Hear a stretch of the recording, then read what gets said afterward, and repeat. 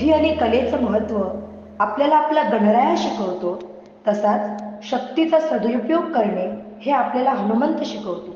अशा या बुद्धिमान, बलवान, वेगवान पवनपुत्राला आम्ही आता नमन करतो.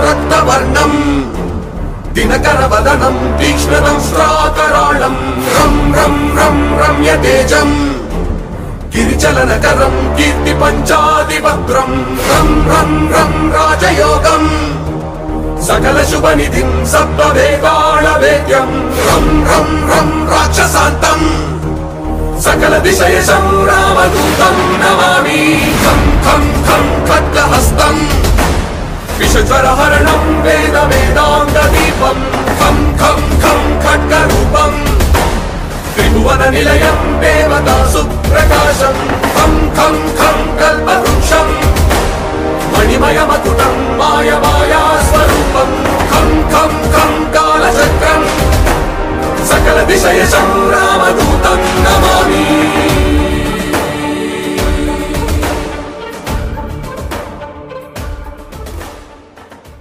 मनोजवं मारुततुल्यवेगं जितेन्द्रियं बुद्धिमत्तावरिष्ठं वातात्मजं वानरयुध्यमुख्यं श्रीरामदूतं शरणं प्रपद्ये.